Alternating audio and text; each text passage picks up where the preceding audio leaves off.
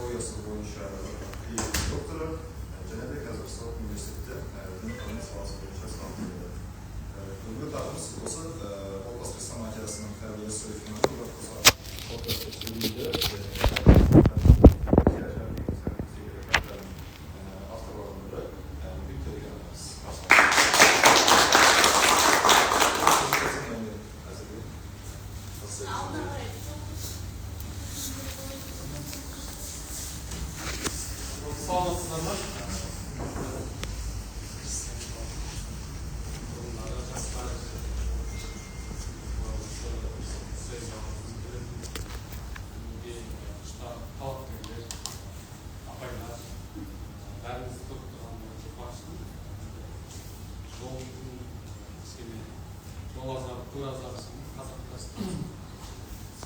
уақытында шыққан едік, бірақ сол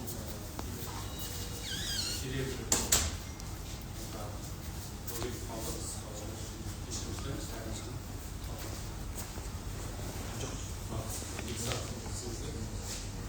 жалпы енді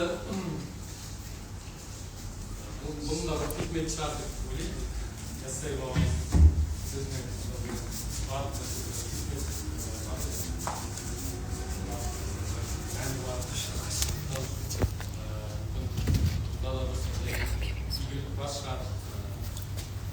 барлық уақыттың қадірін білу үшін сондай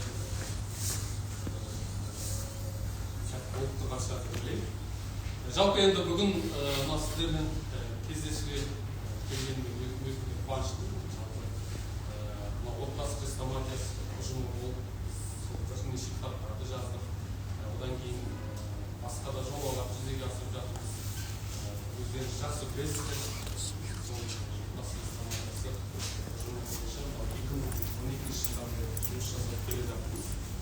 Сол кездерде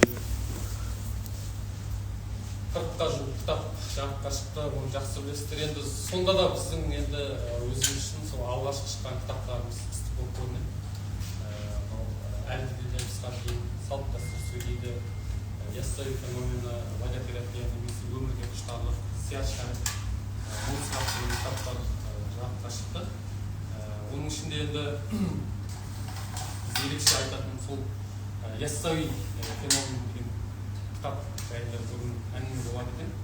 Жалпы енді оны бастамас бұрын сіздерге бір сұрақ қойғым келіп тұр. Жалпы сіздер Яссауи деген кісіні кім деп танисыздар? Яссауи бабамыз кім ол? Ол жайлы сіздердің саналарыңызда, сіздердің жалпы өздеріңізде қандай бір түсінік бар? Сол жайлы сұрасам деймін, әсіресе жастар.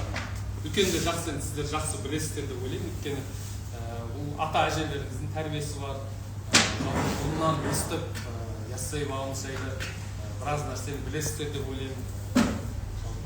Мына жерде Ләззат апайымыз отыр екен. Ол енді біздің ең бір үлкен сондай кітапсер, біздің кітапхан жобамыздың бас жүлдесін иеленген, мен өзім жүргізген сол 2 жыл бойы кітапхан деген үлкен бір жоба жүргізген. Сол жобаның өткен жылы бас жүлде иесі Ләззат апай. Одан кейін басқа да апайларымыз. Енді жастар, мына арт жақта отырған жастар сіздерге сұрақ, Яссауи деген кім ол? Яссауи бабамыз. Оны қай қырынан танисыздар? Иә? Сіздер жігіттер қалай ойлайсыздар? Кім? Айт.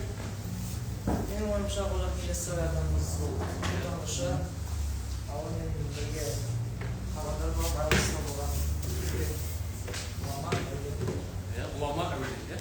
Жақсы. Я басқа жастар қандай ой қосасыздар сіздер?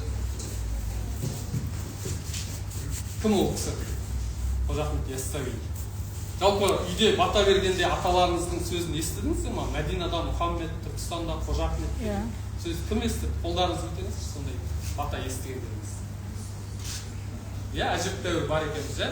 Жалпы сол негізі сол сәби кезден бастап біздің құлағымызға құйылатын есім ғой енді. Мен өзім былай айтсам, сол Қожа Ахмет Яссауи туралы ең алғашқы атамның батасынан естідім. Сол Мәдинада Мұхаммед, Түркістанда Қожа Ахмет деп, ол кісі бізде су аяғы Қорқыт бабам деп қайрат өткен Қызылордада Қорқыт бабам. Сол кезде мен үшін жаңағы Қожа Ахмет Яссауи бір тылсым, бір илахи, сондай бір ғажайып бір тұлға болып көрінеді Қожа Ахмет Яссауи. Және де ол кісі айтатын, балам, бұл Қожа Ахмет деген сенің бабаң, бұл сондай өте ұлы кісі болған.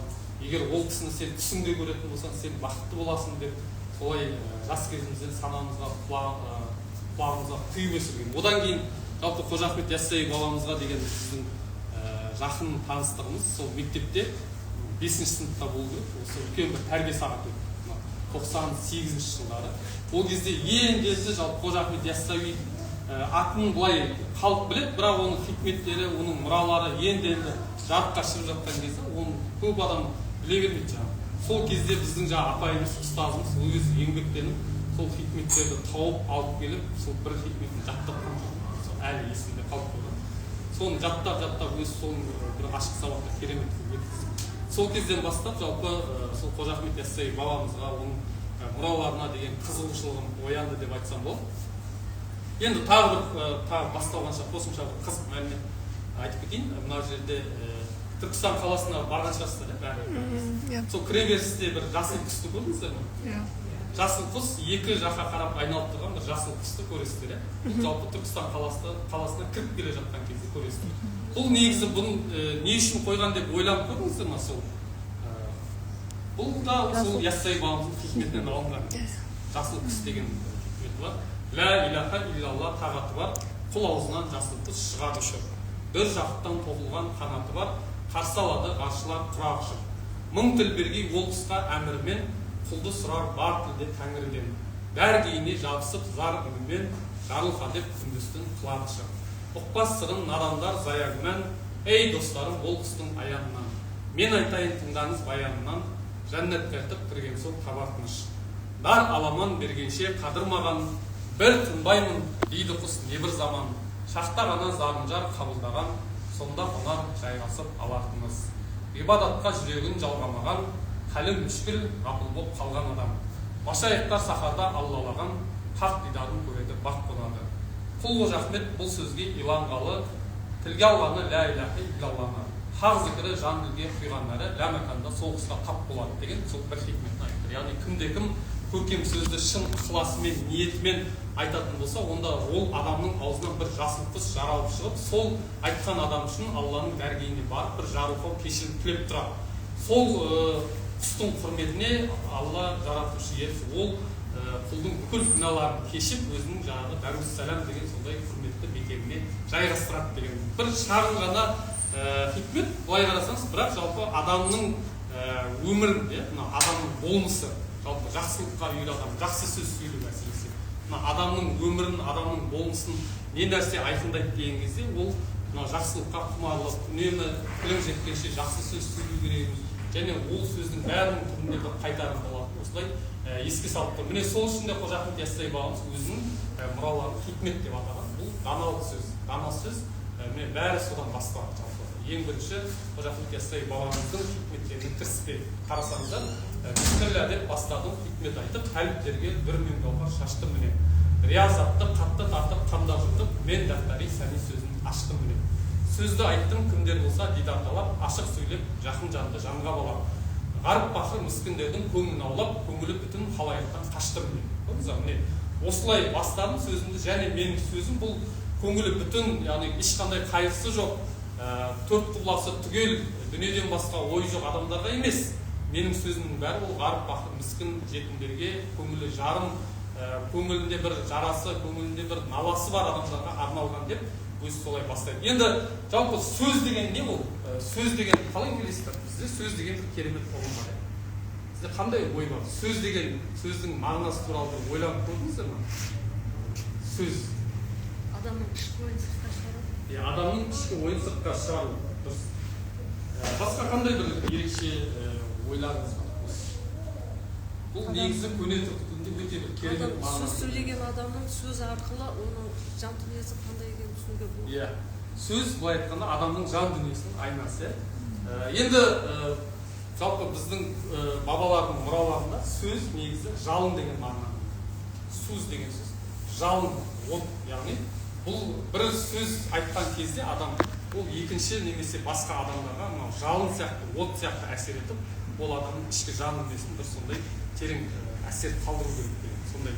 Бұл да жалпы Қожа Ахмет Яссауи бабамыздың да әрбір сөзі сондай сөз. Ол жай ғана бір айтылған ой жай ғана бір айтылған қиял немесе бір сондай көзқарасы емес, сол адамның бүкіл тыңдаған адамның, соған көңіл қойған адамның жүректерін баурайтын бір қасиетті жалынды сөз.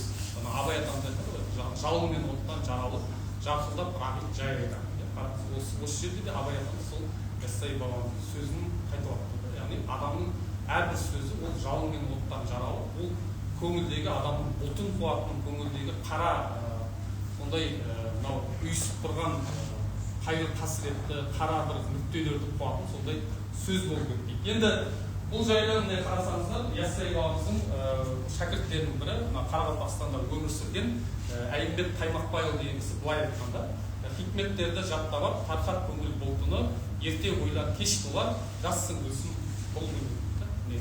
Осы бұл жерде біздің айтқымыз келетіні, жалпы Қожа Ахмет Яссауи бабамыздың хикметтерінің кезінде 6 жасар баладан 60-тағы 40-қа дейін жаттау үлкен бір дәстүр болған.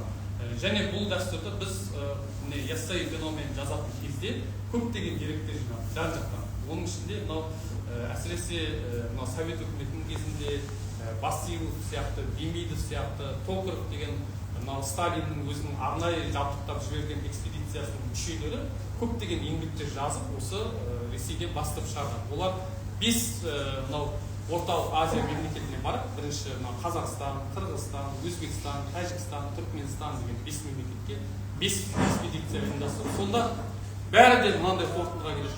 Біз қандай үйге бармай, біз қандай жерге барсақ та, ол жерде кішкентай балалар Қожа Ахмет Яссауидің хикметтерін айтып қарсы алады бізді. Бірінші ассалаумағалейкум деп төрге шығыңыз дейді, содан кейін Яссауидің хикметтерін айтады. Және барлық үйдің төрінде сол Яссауи бабамыздың Қожа Ахмет Яссауи хикметтері құранмен қатар ілініп тұрады. Біз бұны көрдік деп, біз сол кітаптарды өзіміз ашып көрдік. Ол Түркменстанға бара ма, ол Қырғызстанға бара ма, ол Өзбекстан, Қазақстан, ол Тәжікстанда барлық жерде сондай бір керемет бір дәстүрді байқатып деп жазды. Міне сол кезде бастап, жалпы бұл 5 мемлекетті тамырынан айыру үшін не істеу керек деген кезде, міне осыдан басталған жалпы бұлардың санасынан, бұлардың жалпы көңілінен, бұлардың жүрегінен Яссауидің есімін жою керек. Оның бүкіл сол 1000 жыл уақыт бойы қоғамға әсер етіп келе жатқан хикметтерін, оның мәдениетін жалпы халық санасынан өшіру керек. Сол кезде ғана біз оларды, біз бұл орталық Азия халқын өзімізге толықтай бағындыра аламыз деген сондай мақсат. Сондай енді 70 жылда білесіздер, жалпы оның қай деңгейде жүзеге асырғанын, енді оның Яссауи феноменін біз жаздық. Оның жалпы лаңы, оның мынау Совет үкіметінің саясатының жалпы бір салдары, зияны, оның жалпы тек адамдарды ғана қырып, ишандарды, ақыл молда, мен өзім 2020 жылы Тоқаевтың сондай 1920-1953 жылдардағы саяси қуғын-сүргін құрбандарын ақтау туралы комиссия құрылды, соның мүшесі болып жұмыс істедім, архивтен тікелей. Сол кезде біздің көзіміз жеткені 100 мыңнан аса дін қайраткерлерін өлтірген. Сол 30 жылдың ішінде түгелдей өлтірген. Және оның ішінде ол тек қана діни қайраткерлерді ғана өлтіріп қоймайды, оның ішінде олардың кітаптары, олардың мұралары, олардың жазған шығармалары, одан кейін бүкіл сол Яссауи ілімін оқытқан медреселерді жойып күйрету, одан кейін сол жаңағы Қожа Ахмет Яссауи бабамыздың шәкірттерінің кесенелерін қирату, соның бәрі түгелдей таталды түрде жүзеге асқан. Яғни 70 жылдың ішінде бұл айтқанда бір ұрпақ өкілі сол Яссауи есімін білмей өсті. Міне сол олқылықтың орнын толтыру мақсатында біз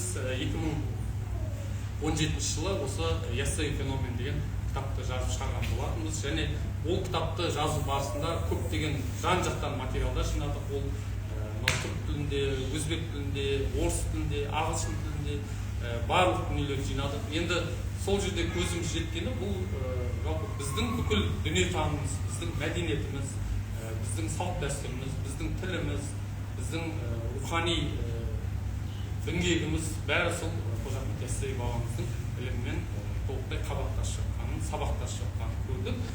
Енді мына жерде тағы да бір нәрсені айтқым келіп тұр.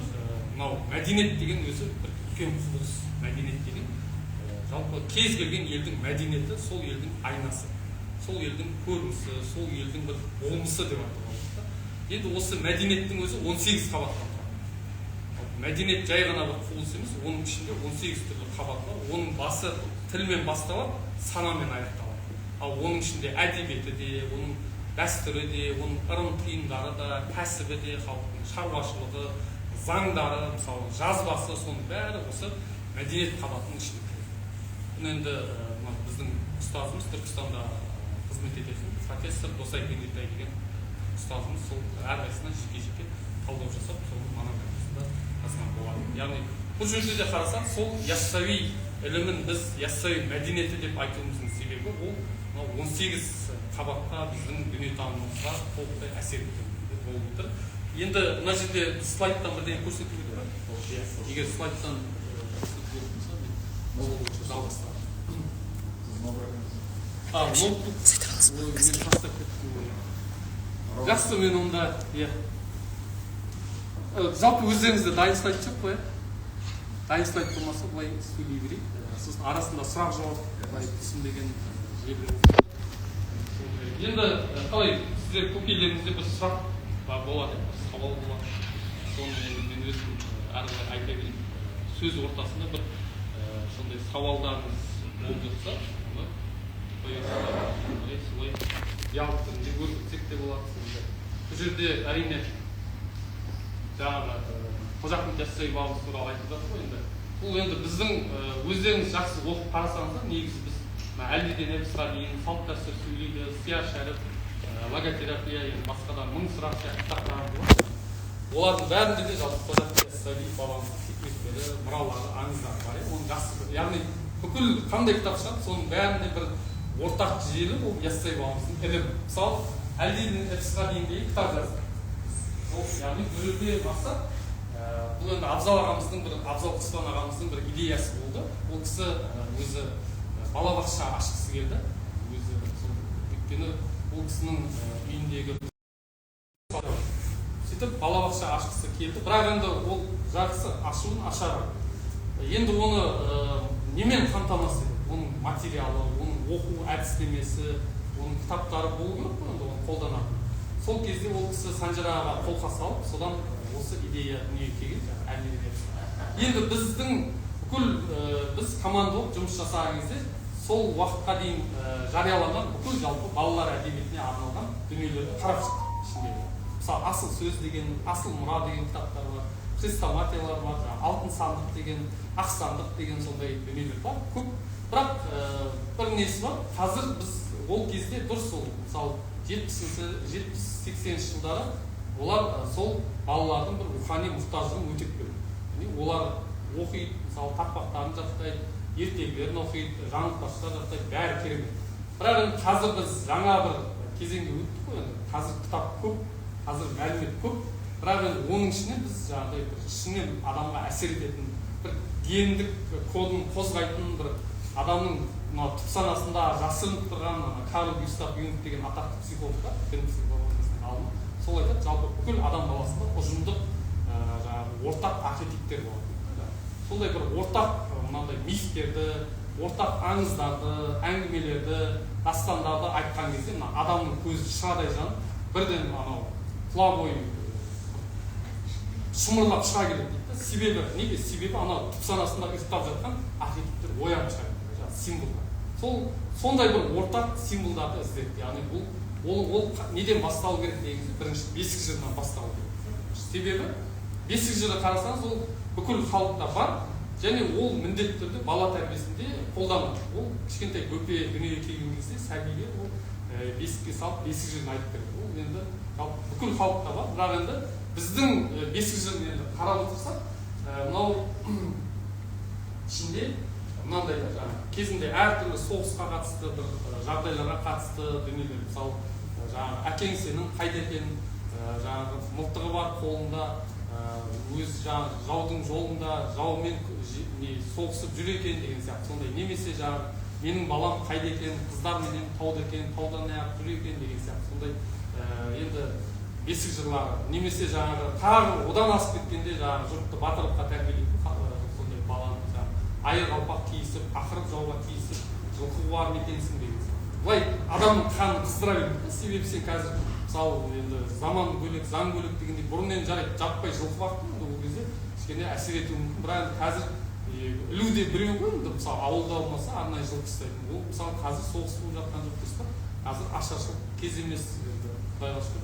Енді аналарға қалай әсер ету керек деген сондай ғой. Сол кезде бір шықса да осы Түркістаннан шығады деп, осы Түркістанды қарап іздестіру барысында сол кезінде Қожа Ахмет Яссауи бабамыздың мектебінің өкілдері, шәкірттері қалдырған сондай керемет бесік жырларын таптық.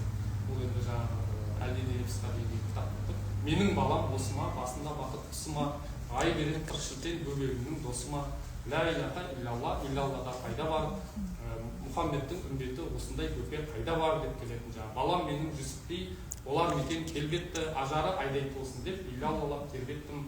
Ер дәуіттей қайратты ұста болар мекенсің, дос жаранға айбатты нұсқа болар мекенсің, Хақ Сүлеймен нәбидей патша болар мекенсің, халқың үшін қамданып атқа қонар мекенсің деп әрі бүкіл жаңағы әулие әмбе пайғамбарларды санамалап айтып ең соңында 88 мың серуілер, 99 мың машайық әлдилетіп бәрінде осыған біз қосайық деп, әлдилетіп қосайық деп солай аяқталды. Енді бұл жерде 99 мың машайық бұл сол Қожа Ахмет Яссауи бабамыздың шәкірттері, соның бүкіл ілімін таратқан, соның мұрасын әрі қарай жалғастырған, бүкіл тек қана Қазақстанмен шектелмеген. Сіздер ойламаңыздар, жалпы Қожа Ахмет Яссауи ілімі тек ешқашан оның тарау географиясы Қазақстанмен шектеліп қалмаған. Ол мына бүкіл Балқан түбегі, мына орталық Азиядан асып, мына жақта Европа, Балқан түбегі, мына жақта Қытай, сол бүкіл былай айтқанда Евразия кеңістігінің бәрінде сол Яссауи бабамыздың ілімінің ізі сайрап жатыр. Соның шәкірттері, оның жаңағы шәкірттерінің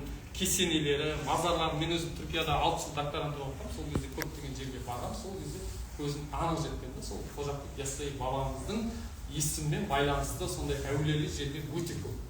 Европада, Түркияда, Балқан түбегінде, одан жаңағы тіпті Әзербайжан, мына жақта Қытайдың өзінде қазір қаншама деректер шығып жатыр. Енді сол бесік жыры былай айтқанда бұл міне көрдіңіз, барлық адамға ортақ әсер ететін, ұжымдық архетиптерді қозғайтын, адам бірден естіген кезде елтіп тұра қалатын. Себебі бұл бесік жырына қатысты деректерді, соның фрагменттерін, соның бөлшектерін біз Қазақстанның барлық жерінен таптық. Мысалы, ол Атырауда да айтылған, ол мына Қызылордада да айтылған сондай жаңағы бесік жыры. Ол мынау Өскеменде де, ол мынау Арқада, солтүстік Қазақстанда да сондай үлгілер бар. Әр жерде қалып қойған. Енді ананы содан кейін біз енді мынандай нәрсе жасадық. Бұл жалпы әрі қарай бесік жырын жарайды біз енді өзіміз айта береміз.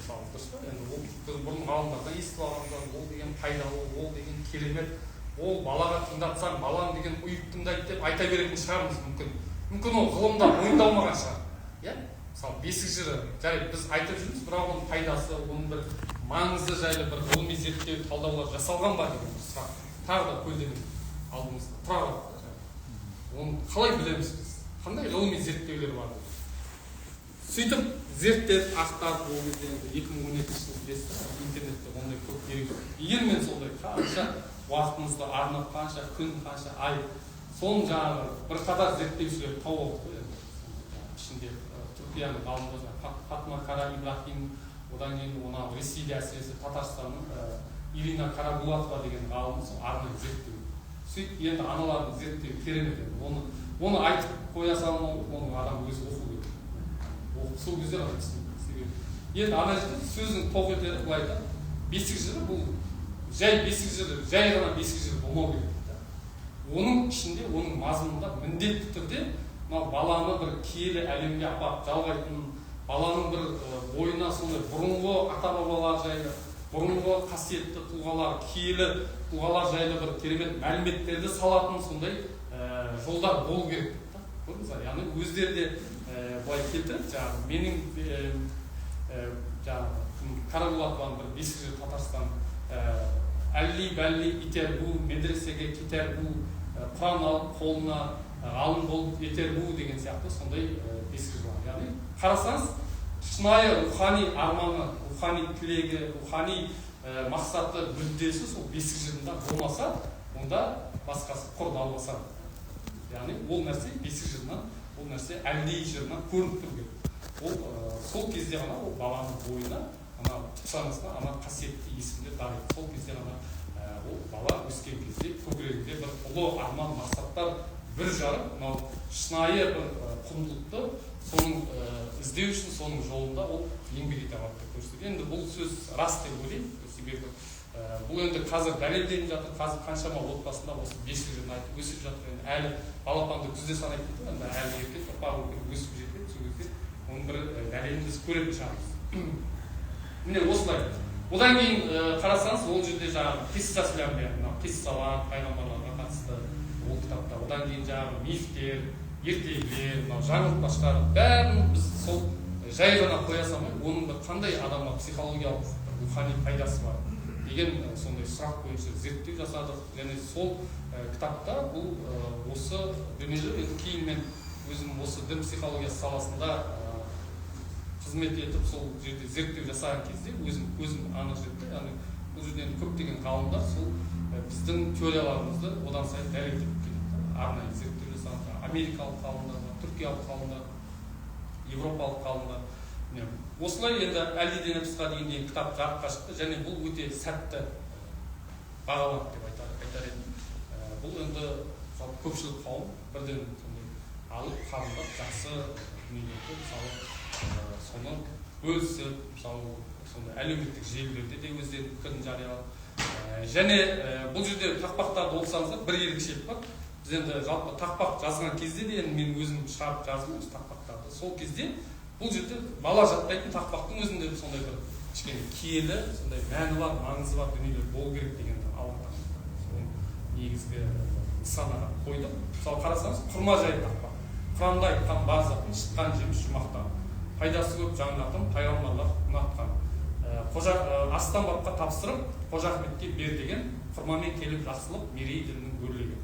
Деп осылай жалпы әрбір тақпақта сондай бір сырлы бір мән жату керек. Және ол тақпақтарда енді қазір жақында осы Назарбаев мектебінің бір ұстаздары сондай жақсы жоба жүргізіп жатыр екен, сол тақпақтар бойынша.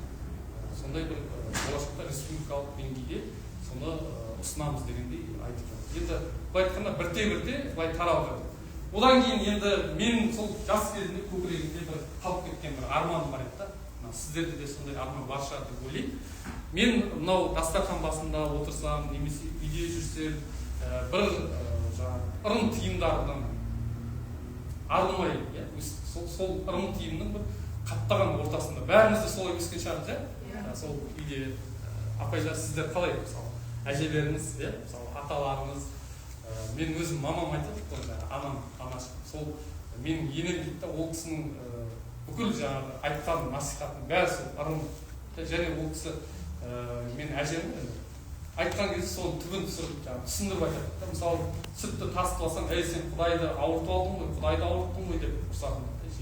Немесе нанның қиқын терсең, ертең қандай қиындыққа ұшырайтынын білмейсің ба деп солай жекейтін дейді. Солай содан тәрбиелендік деп айтады. Сол енді бізде солай тәрбиелендік қой, жаңағы дастарханда нанның қиқын шашылып қалса жерге, ананы теріп жеп бай боласың дейді, сол көкіректе бір сауал болып келеді. Одан жаңағы есікті керсең, босағада тұрсаң, тағы да осы естейсің. Немесе бір жерде жатқан құрал сайман, қырма болсаң бола ма, балта бола ма, аттап өтсең, тағы әкеңнен осы естейсің. Сондай. Бірақ миың жетпейді да, не үшін сонда? Анау мысалы бір жерде ағаш шауып жатыр, сен жаңағы неге бүйтіп құр ағашты шауып жатсың, жерге сен зақым келтіресің ғой деп ұрсып кетеді. Сол түсінбейсің ба? Келе сол нәрсе бір тәрбие жүйесі, бір сол нәрсені қайтадан жасамайтын болып өсесің. Дегенмен көңілімде, көкейімде бір сауал болды. Миың бір түпкірінде қалып қойды. Сол не үшін солай? Не үшін бізге жаман болады деп айтты? Не үшін бізге нанның қиқын тер десең бай боласың деп айтты деген нәрсе. Кейін осы бірінші кітапты шығарып болғаннан кейін бізге тағы бір арман түсті. Сол ырым тиымдардың бір түбін, соның бір негізін тарқатып бір шығаруға бола ма? Мысалы, ол қайдан шықты? Мысалы, енді жалпы тау бесіктен жер бесікке дейін бізде қаншама салт дәстүр, қаншама ырым тиымдар бар ғой, енді оның бәрін айта берсе, ол айтқанда бүгінгі күннің несіне сыймайды да, оның ұшан теңіз бар. бір теңіздің ішінде өмір сүріп жатырмыз. Жаңағы Сайд Хусейн Наср деген кісі айтады ғой, салт дәстүр деген бір теңіз сияқты дейді да, адам соның ішінде бір балық сияқты. Жаңағы бір парсылардың бір хикаясын келтіреді. Баяғыда жаңағы кішкентай шабақ балықтар өздерінің ана енелеріне келіп ене балықтармен сұрап, шеше, біз осы су туралы көп естиміз, бірақ судың не екенін білмейді екенбіз, сол бізге суды түсіндіріп беріңізші деп айтты. Содан жаңағы анасы езу тартып дейді, әй шабақтарым ай, сендер суды білу үшін не екенін бірінші, сендер су жоқ жерде өмір сүрулері керек қой дейді. Сол сияқты бұрын адамдар салт дәстүрдің теңіздің ішінде өмір сүрді ғой.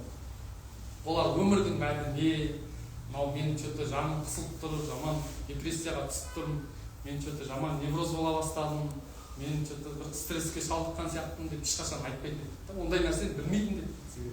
Өмірдің ол соның ішінде өмір сүріп жүр, өмірдің мәні бәрі соның ішінде салт дәстүрді көрсетіп тұр. Адам қиында. Енді қарасаңыз өте қиын заман, жаңағы соғыс болып жатыр, ашаршылық болып жатыр.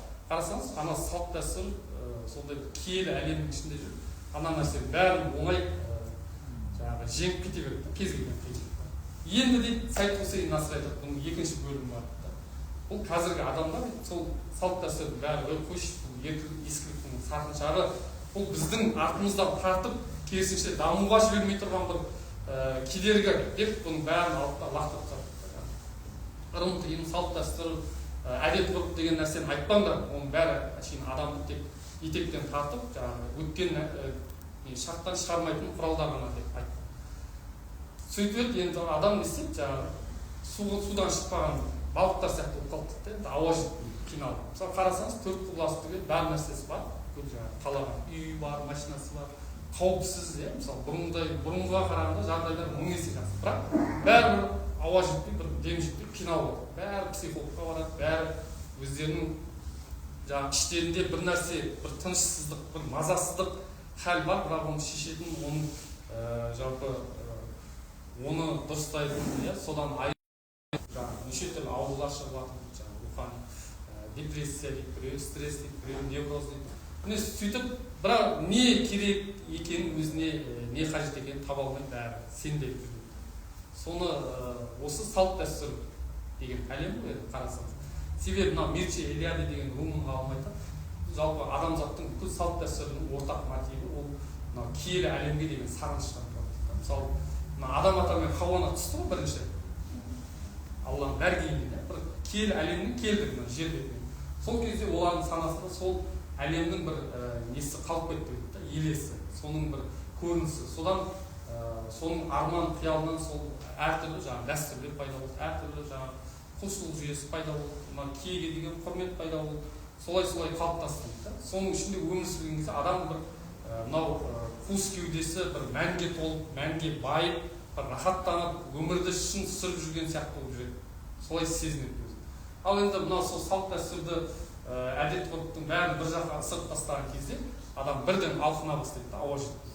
Ана жерде қуыс кеуде қуыс болып, кеудесін толтыратын, оны бір жақсартатын, оны бір байытатын ештеңе жоқ. Содан адам бір қиындыққа шалдырады деп.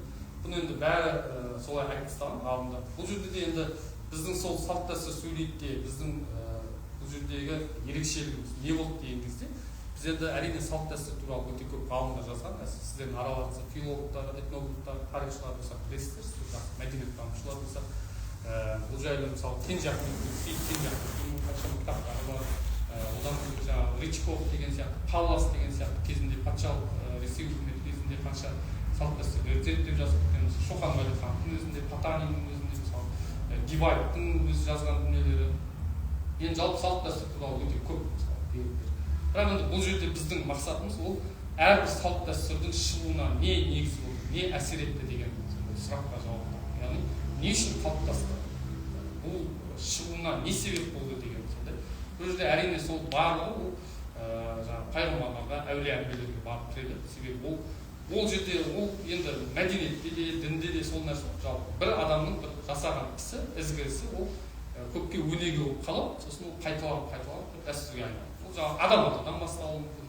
Ол мысалы Нұх пайғамбардан басталуы мүмкін, ол Ыбырайым пайғамбардан басталады, мысалы. Ол Мұхаммед пайғамбардан солай жан-жақтан былай өзен сияқты, бұлақ сияқты ағып ағып құйылып бір үлкен өзенге ұласады.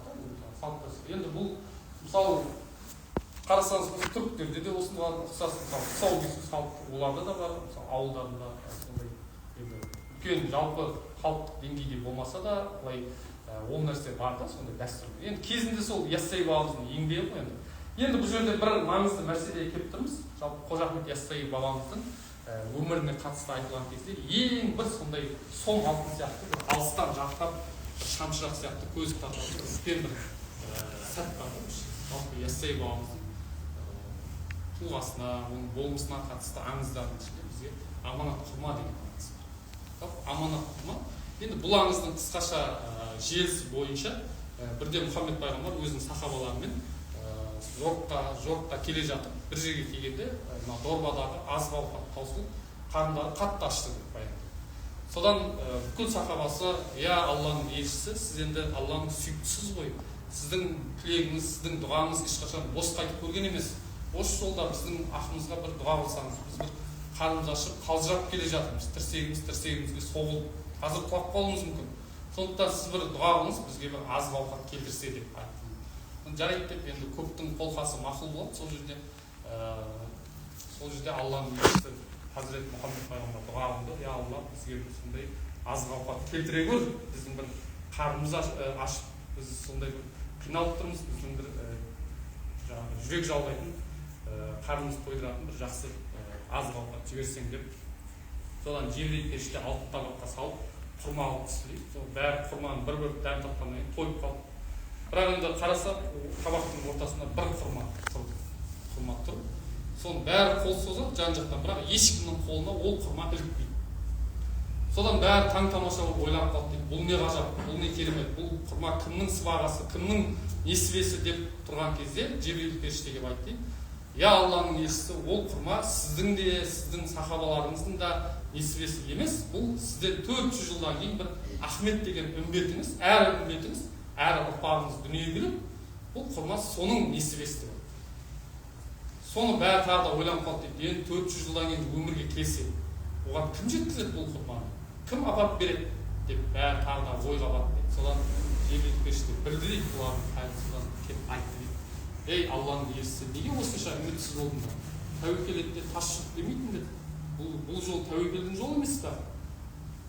Бір жар сал өзіңнің серіктеріне, кімге беретін, сол кісі белсеніп өзі суырылып шығатын болса, оған Алланың жәрдемі болады деп ақыл қосты дейді. Содан пайғамбар жар салды дейді, құрманы кім апарар, жаңағы 400 жыл өткеннен соң өмірге келіп, жалпыға тарап кетер, жайғаннан аманат аман сақтар деген бар ғой. Қайсың бар ақиретте жайнар бағы. Сансыз көп сап түзеген сахабадан мен бар деп бірде-бірі айта алмады. Қаймығып көбежектеп тұрып қалды, жұлқынып шығар бөлек байқалмады дейді. Ешқайсысы тәуекел ете алмай тұрып қалды дейді. Сол сәтте сонадайдан ат суғарып жақындап келді бірі айтанбалы. Расулдың кім бар деген даусын естіп, мен бар деп жауап берді ойланбады. Бұл жігіт нар тәуекел етіп тұрған арыстан едәскердің майталманы. Расул да естімей қалды ғой деп құрма жайын жөн болар уәдесін деп қайталағаны, мән жайын істің Расул айтып өтті, сонда да арам деп тайсалмады. Бұл жігіт нар тәуекел етіп тұрған арыстан едәскердің майталманы. Расул да ерлігіне разы болып, ықыласын сахабаның қайтармады. Әрі қарай сол өзара сұхбат жүреді. Айтады, маған егер сол 400 жыл ғұмырды сұрап алып берсеңіз, мен сол құрманы өзіңіздің сіздің үмбетіңізге, Ахметке апарып жеткізер едім, егер Алла маған сондай ұзақ ғұмыр нәсіп етсе деп айтты. Содан дереу қол жайып, бәрі рақи аумин деп, солай 400 жыл ғұмыр сұрап алып берді дейді. Сол 400 жыл сұрап алғаннан кейін айтты дейді, жаңағы сен өзі бірінші бұл құрманы алғаннан кейін тілінің астына қой, және оны жеп қойма, және тағы бір Сайрам деген жерге жетерсің, мынау Түркістанда Сайрам. Дәл іргелеріңізде тиіп тұр сіздер, өте жақсы жер, және бұл жерде сол Яссауи бабамыздың атасы, әкесі, анасы мәңгілік тыныс тапқан қасиетті жер. Сол Сайрам деген бір жерге барасың, өзеннің ар жағында бір медресені көріп қарап тұрарсың. Сол медресеге бір бала кіреді өзі. Сондай әдепті бала Құранды басына қойып кіреді. Кірген ізі бар, шыққан ізі жоқ деп айтты. Және екінші бір нышанасы, ол өзі келіп саған сәлем береді, аманатын өзі сұрайды, сен оған апарып бермейсің деп. Содан жарайды деп аманатын алып, атасын алып кетті. Содан кетіп 400 жыл бойы шарлап жүріп, мынау ақырында осы біздің Түркістан өңіріндегі қазіргі Сайрам деген жерге келеді ғой, 400 жыл уағдалы мерзім түгесілер тұста. Сөйтіп келіп өзеннің ар жағына қарап тұрса, бір медресені көрді. Баяғы Расулдің елшінің айтқан медресесі ғой деп жүрегі елжіреп, сағыныштан бір сондай көңілі не істейді, қобалжып, сондай бір хал бойын билеп тұрып қалды дейді ана жерде. Сол бір кезде бір баланы көрді. Бәрі шуласып, балалар өзі кіріп кетті. Бір бала соңынан келіп кірді. Сондай әдеппен кірді, енді бір жүріс-тұрысының өзі көзін тартып тұрды, көзін суы. Содан бір мезеттер болғанда дәріс аяқталып, бәрі шықты дейді медреседен. Жаңа бала, бәрі қалай болса солай жүгіріп, бір шалып білесіз ғой, мектепте кішкентай балалар қалай шығады. Асығып, жаңа жүгіріп, жампырлап шықты дейді. Ана бала қалай шықты, тура сол, қалай кірді, тура солай шықты дейді. Жаңа артын бермейсіз, алдымен әдеппен дейді. Баяғы Расулының шыққан, кірген ізі бар да, шыққан ізі жоқ деген осы екен ғой деп санасына сақ ете қалды дейді. Сол кезде түсінбеген едім. Содан бір кезде енді өзі барғысы келіп, бірақ тағы ана сөз есіне түсті дейді. Өзі келеді, саған аманат сұрап, сен сол жерде тұра бер деген айтып тұрған. Содан бір кезде жаңағы 7 жасар бала келіп, сәлем беріп, ассалаумағалейкум, жаңағы арыстанбап, жолың болса, іздеп осы жерден тапты. Уағалейкумассалам, балам, атың кім деп сұрады. Атым Ахмет деген кезде, уа балам, атың Ахмет болса, затың рахмет болар, кеудең тола хикмет болсын деп, міне саған аманат деп сөйлей берген кезде, құрманың өзі бар, Ахметтің аузына түсті дейді. Көрдіңіздер ма? Енді сол жерде не істейді? Сол жерде арыстанбап, жаңағы Ахмет құрманы жұтып жіберді, әрі қарай сондай жүрегінің көзі ашылып, мың бір түрлі хикмет сөйлей бастады деп келеді ғой енді аңызда. Содан кейін арыстанбап жорта өкпелеген болып, балам, сен 400 жыл бойы осы құрманы сақтап саған алып келмедің. Сен енді соған ең болмаса бір ауыз тиюге де жарамадың ғой деп айтты дейді ғой. Сол жерде аңызда солай келеді, білесіздер. Содан айтты дейді, ай ата, өзің 400 жыл жүргенде сол тек сүйегін ғана қалдырған екенсіз, бірақ енді ақыры айтқан екенсіз, қолқаңыз қабыл болсын, онда сізге барып түнесін, бізден келіп тілесін деп солай бізге мәтел болып деген сөз сол жерде айтылды дейді. Енді бұл жерде бір мағына бар. Бұл жерде қарасаңыз, бұл құрманың жемісі, құрманың еті нені білдіреді? Қалай білесіздер? Құрманың еті жоқ, тек сүйегі ғана қалады. Бұл нені білдіреді? Бұл жерде бір керемет символ. Маңызы болып тұр ғой. Иә, маңыз. Ал еті не? Еті маңызды емес қой сонда? Жемісі маңызды емес па? Тек сүйегі ғана маңызды. Еті де жақсы, жеп аламыз қағаттан. Алмамаса, құрма болса тек етін ғана жеміз. Бұл жерде мынандай бір нәрсе бар екен. Бұл жерде жалпы еті деген сол кездегі мынау араб кезіндегі сол жердегі салт дәстүр, сол жердегі жалпы халықтың әдет ғұрпы деп айтуға болады. Сол жердегі барлық былай айтқанда араб түбегіндегі ұстанатын салттары деп айтуға болады. Бұл жерде символикалық түрде. Бұл жерде пайғамбардың хақ ілімін сол күйінде әкеліп берді деп айтады, Ахметке. Яғни бұл жерде сол ілімнің негізін, жаңа дұрыс айтасыз, апай өте жақсы айтып отырсыз. Сол ілімнің рухын, сол ілімнің маңызын әкеліп берді. Көрдіңіз ба? Енді Қожа Ахмет Яссауидің еңбегі қандай бұл жерде? Қожа Ахмет Яссауидің еңбегі мынау, ол сонау түркілік 5000 жыл, 10 жыл бұрын келе жатқан салт дәстүрлерге тиіскен жоқ. Олардың ешқайсысын жойған жоқ. Не істеді? Тек олардың өзегіне, тек олардың жалпы дәнін, мәйегін исламдық рухқа толтырды.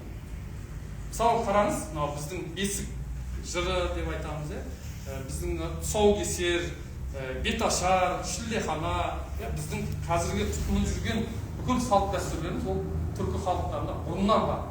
10 000 жыл бұрын, бәлки 50 000 жыл бұрын, қашан қалай пайда болды, сол кезде қалай кім бірінші ұстанды, сол кезде келе жатқан дәстүрлер.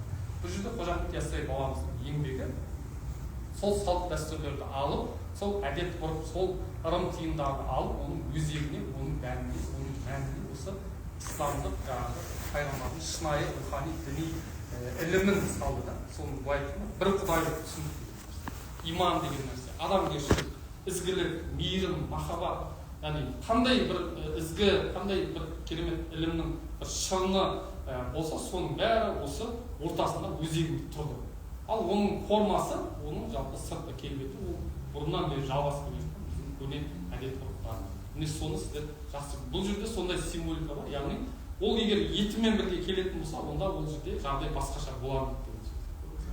Яғни мысалы, ондай да халықтар болған, бүкіл жаңағы әдет ғұрып салт дәстүрін қоса қабылдап алып, өзінің кімдігін жойып алған. Кімдік деген не екенін білесіздер ме? Идентификациясы. Өзінің бітім болмысын жойып алған халықтар болған мысалы. Кәдімгі түгелдей я арабтанып кеткен, я түгелдей парсыланып кеткен. Мысалы сіздер жақсы білесіздер, Қожа Ахмет Яссауидің үлкен еңбегі, ол түркі тілін сақтап қалған еңбек. Бұл да осыдан шығады. Әйтпесе қараңыз, сол кезде мына жақтан неше түрлі арабтың ғұламалары бұлбұлдай сайрап, керемет жаңағы еңбектердің бәрін арабша уағыздап, ой, мына араб тілі не деген керемет тіл деп бәрі аузына шығарды. Мына жақта парсының ғұламалары келіп, неше түрлі парсша жазылған еңбектерді, рисалаларды айтып, түркі тіл бәрінің есін шығарып жатыр да. Сол кезде мына Қожа Ахмет Яссауи деген бір кісі шықты да, хикметтерін өзінің түркі тілінде жазды, шағатай айтқан сол кезде. Енді қараңыз, сол кезде бәрі таңғалады. Бұл кісі неге араб тілінде жазды? Неге парсы тілінде жазды? Неге бұл кісі түркі тілінде жазды? Деген кезде Қожа Ахмет Яссауи бабамыз былай деді: қоштамайды ғалымдар біздің айтқан түркіні, мағынасын құсеген жергұраны бөркін. Яғни қоштамайды ғалымдар біздің айтқан түркіні, ғұламалар түркі тілін менсінбейді дейді сол кездегі. Небір мен деген ғұламалар менсінбейді ешқайсысы. Қазіргі қазақ тілі деп айтсаңыздар бар, қазіргі өзбек тілі деп айтыңыздар, қазіргі қырғыз тілі деп айтыңыздар, бәрібір түркі тілі ғой, сол ортақ. Ешкім менсінбейді дейді. Бірақ дейді, егер олар осы тілдің мағынасын түсінсе ғой, онда бастарындағы бөркін жерге тастайды. Ағылшындарда дофсе хат деген кесіп алады. Бір өзінен үстем нәрсені мойындаған кезде адам басындағы шляпасын жерге тастайды. Әлі күнге дейін бар, ақсүйектер арасында білесіздер. Мойындаған кезде, бір адамды мойындаған кезде, я шляпын, сними шляпын дейді. Бір өзінен үстем, өзінен жоғары тұрған бір сондай адам бола ма, ол бір мәдениет бола ма, ол бір сөз бола ма, ол бір кітап бола ма, соны көрген кезде адам өзінің басынан бөркін шешіп, сол шляпасын шешіп, мына жерде құрмет көрсетеді. Бөркін аспанға лақтырып, я ол қуанған кездегі сондай сол әлі күнге дейін бар ғой, сол мәдениет қараңыз сол кезде бар ғой, сонда Қожа Ахмет Яссауи айтып жатыр. Егер сендер түркі тілінің жалпы мағынасын, мәнін түсінсеңдер, онда бастарыңды, бөріктеріңді жерге қояр едіңдер, сондай шешіп, құрмет көрсетер едіңдер деп айтып жатыр да бұл жерде. Міне соны бұл жерде сол Яссауи бабамыздың еңбегі сол түркі тілінің салт дәстүрлерін, мәдениетін жаңғырту. Міне соның арқасында бұл айтқанда қазір біз сақталып отырғанымыз, біздің осы мәдениетіміздің сақталып отырғаны, біздің салт дәстүріміздің сақталып, біздің өзіміздің былай қарасаңыз, осы жерде өзіміздің дәстүрлерімізді әлі күнге дейін жасатып, соны өмір сүрдіріп отырмыз, соның арқасы, соның еңбегі деп айтады. Әрине ол өзі ғана емес, бұл жерде оның шәкірттері, оның жолындағы дәруіштер, мысалы оның диуаналар деп айтамыз, әр қазақ арасында таралып кетеді, әр сөйтіп. Олар былай қарасаңыз, оның бір керемет үлгісін мынау Жүсіпбек Аймауытовтың Ақбілек романын оқыған шығарсыздар, кімдер оқыды? Бәріңіз оқыдыңыздар ғой. Ақбілек деген романын оқысаңыздар, өте керемет сол жерде Ескендір Дивана деген кісінің бейнесін береді.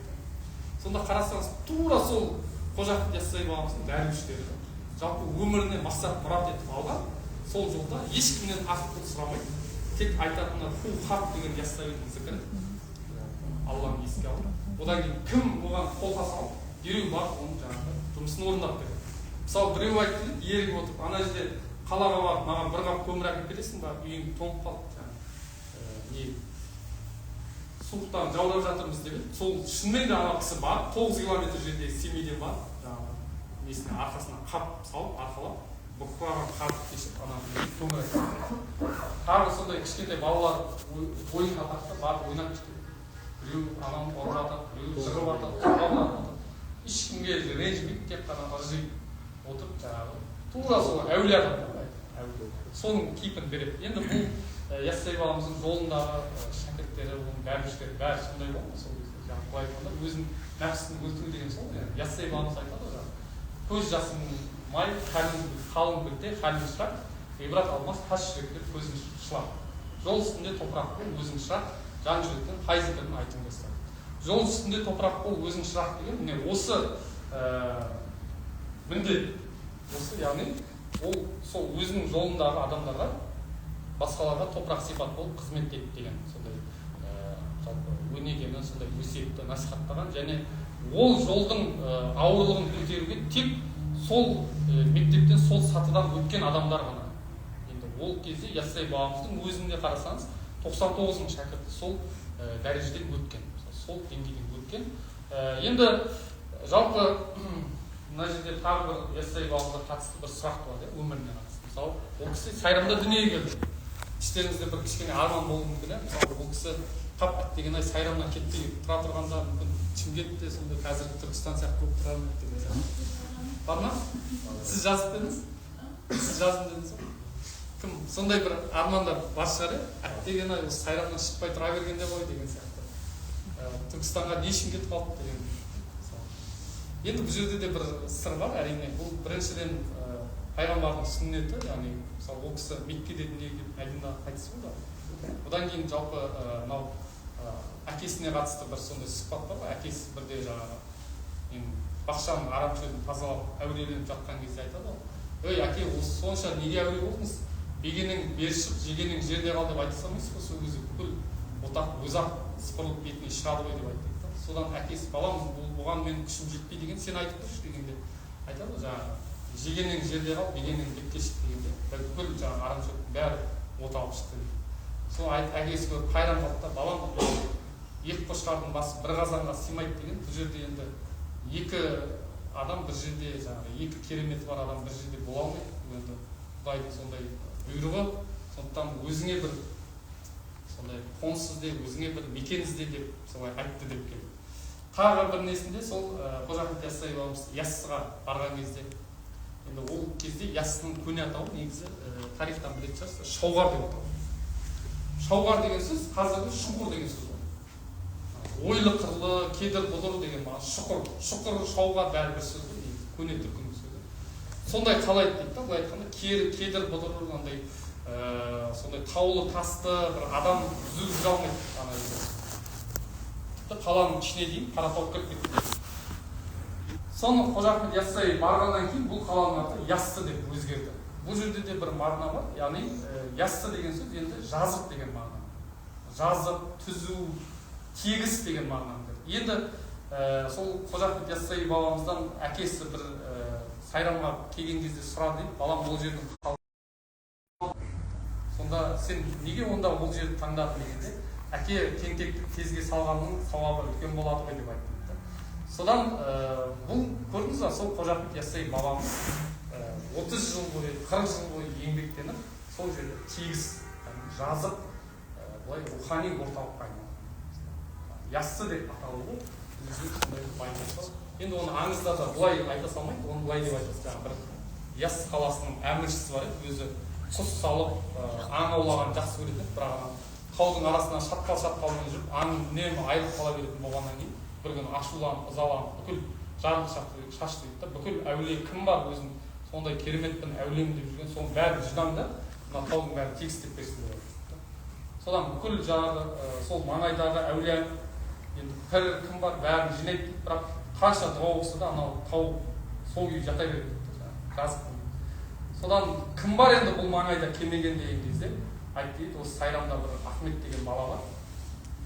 Сол ғана сайрамда, қазір Түркістан емес, сайрамда. Сол ғана шақыра алмады, сол ғана келмеді деп айтты. Онда соны шақырыңдар деген кезде Ахметке дереу шабармандар бар дейді, сізді хан иеміз шақырып жатыр, дереу келіп жаңағы тауды тегістеп берсін деп сұрап жатыр. Сонда Ахмет айтты, менің билігім, қазір мен әкем қайтыс болған, менің билігім әпкемнің қолында, Гаухар деген әпкесінің аты. Сол кісі не айтады, мен соның айтқанын орындаймын. Егер ол бар десе барам, барма десе, онда амал жоқ осы жерде қаламын. Онда айтты, жаңағы әпкесіне барып, енді осы баланың хан иемін өзі қалап шақыртып жатыр, не істейсіз, жібересіз бе деген кезде, әкеміз дүниеден озар кезде айтып кеткен, егер бұл Ахмет кемелдікке жеткен болса, бұның сондай бір әулиелік қасиеті толысқан болса, менің қабірімде бір дастархан мен нан тұрады. Сол дастархан мен нан тұрса, онда бұл Ахметті қандай қалау, қай жақтан сондай өтініш келеді, сонда жіберіңдер деп айтқан. содан жарайды деп барлығы қазір сол Ибрахим атаның жаңағы кесенесіне барса, шынымен де бір дастархан жайып бетінде бір тапанан тұр екен. Соны көрген кезде ол міне Ахмет кемелдікке жеткен екен деп, содан жаңағы неге жібереді ғой, содан Қожа Ахмет Яссауи бабамыз келіп Түркістанға келіп дұға оқып, жаңағы 3 күн 3 түн бойы қап-қараңғы түнек болып тұр. Сол бір кезде жаңағы уақыт өткеннен кейін шайдай ашып қараса, тау сол жерден 40 шақырымға дейін шегінде жүрген. Аңыздар бар. Сөйтіп сол жерде ол жаңағы өзі әмірші қатты риза болып, енді сен шынымен де түзеттің, осы қаланы, сен бұл қаланы яссы қылдың, сен түзу қала, тегіс қала қылдың, енді сенің атың, қаланың аты яссы болсын, сенің атың Яссауи болсын. Саған Яссауи деген есім, яссылық деген есім келініп айтылатын болсын деп айтты деп, содан Қожа Ахмет Яссауи деп айтылып кетті деп аңыздарда кетті. Енді мынандай нәрсе ғой, жалпы бізге бұл академиялық ғылымда оқытқан кезде жалпы бұл кез келген аңызды жай ғана қиял өнімі деп қарамай, оның астарындағы мағынаға, оның астарындағы сондай бір мәнге үңілуді жетелейді. Сол енді жалпы дін психологиясында мысалы әсіресе Эрих Фром сияқты, мысалы Карл Густав Юнг сияқты, сондай мысалы Виктор Франкл сияқты атақты ғалымдар өткен, сондай қиссаларды отырып талдайды. Ол өздерінің мәдениетінде мысалы Тәураттың қиссаларын, Забурдың, сонда әрқайсысының өзі бөлек-бөлек мағына шығарады. Бұл жерде де біздің сол Қожа Ахмет Яссауи бабамызға байланысты аңыздардың өзінде де сондай керемет мағына, мән шығарған болады. Бұның бәрінде бір жай сөз емес, бұның бәрі бір даналық, бұның бәрі бір хикмет. Мысалы, Абай атамыздың бір сөзі бар ғой, әркімнің мақсаты өз керегінде, біле алмадым қасығын зерегінде, сая жүздер сайқалдар ақылғалар, хақиқаттар діндағы терең.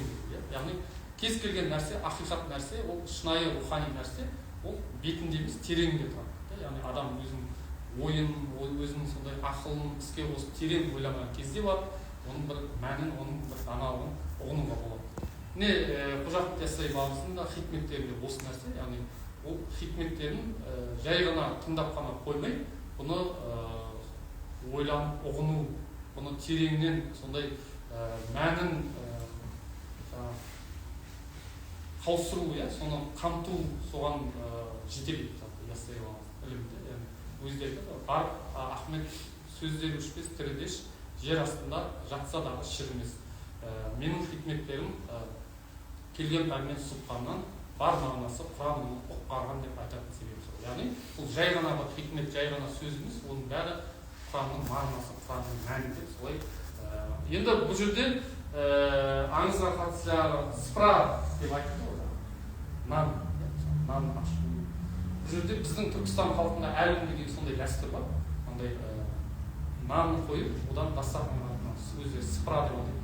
Соған орап қояды, немесе оны қояды, сондай бір дәстүрлер бар. Бұл нәрсе нені білдіреді? Бұл нәрсе қонақ келген кезде ол адамның сыпырасы ашық болсын. Ол адам жаңағы не болсын?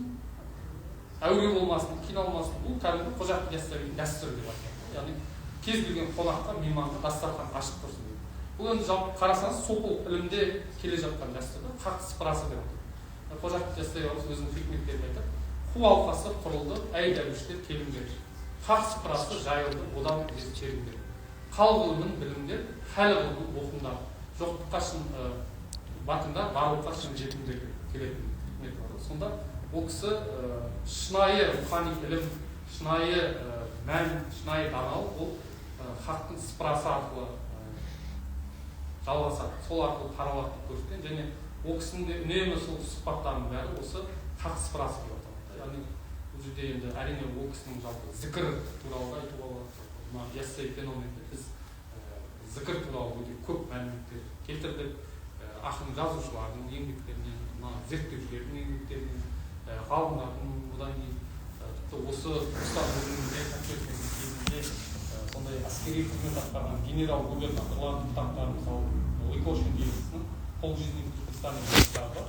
Сол жерде де қанша дерек бар. Сонда бір мәселеге көзіміз анық жетті. Жалпы осы Түркістан өңірінде Қожа Ахмет Яссауидің зікір әдісі деп айтады. Зікір құлшылығы өте керемет жалғасып жеткен. Бұл жерде Алланы еске алу деген сөз. Және бұл психотехникалық құрал деп айтады біздің ұстазымыз Досай. Психотехникалық құрал деген не? Ол адамның ішкі жан дүниесін, адамның психологиясын, адамның ішіндегі бүкіл рухани дерттерді жазатын, емдейтін бір құрал. Сондай. Яғни қазір не үшін адамдар мысалы әртүрлі психологиялық ауруларға душар болады? Не үшін жаңағы сондай іштерінде былай дені сау, физиологиялық тұрғыдан өте мықты денсаулық, бірақ бәрі ішін кеміріп бара жатқан бір нәрсе бар. Бір уайым бар, бір сондай ой бар, бір қайғы бар, бір қасірет бар, бір алаң бар, anxiety дейді жаңағы психологиялық батыста. Бір алаңдаушылық. Не үшін алаңдап тұрғанын білмейді, бірақ бір нәрсе алаңдап, бір жүрегін мазасын май ішкендей тұрады. Міне соның бәрінің жаңағы бір емі ретінде осыны қолданып кетеді. Сол жаңағы зікір, яғни Алланы еске алу. Себебі бұл енді Құранда да, хикметтерде де өте көп айтылады. Жан жүрекпен қай зікірін айтыңыз достар. Енді бұл жерде жаңағы Абайда да, Шәкәрімде де бұл үлгіні көрсетеді. Мысалы, Абай Шәкәрім атам дейді. Жыр, өлең, насихат сөз, мақал тақпақ, тауып айтса даласыз дерттен. Тауып айтылған сөз. Абайда да сондай нені айтады. Іштегі кірді қашырсам, түседі хақтың сәулесі, жүректің көзі ашылса, адамның хикмет кеудесі болады. Әуелі аят хадис сөздің басы, қосарлы бәйт сымал келді арасы, қисыны мен қисынды болмаса сөз, неге айтсын пайғамбар мен мұналбасы деп тағы бір жерде Абай атамыз келетін сөз бар. Махаббатпен жаратқан адамзатты сен де сүй, ол Алланы жаннан тәтті, адамзаттың бәрін сүй бауырым деп, және хақ жол осы деп, әділетті деп. Бұның бәрі негізі Яссауи мәдениетінен, Яссауи бабамыздың ілімінен бастау алып жатқан бір бұлақ деп айтады.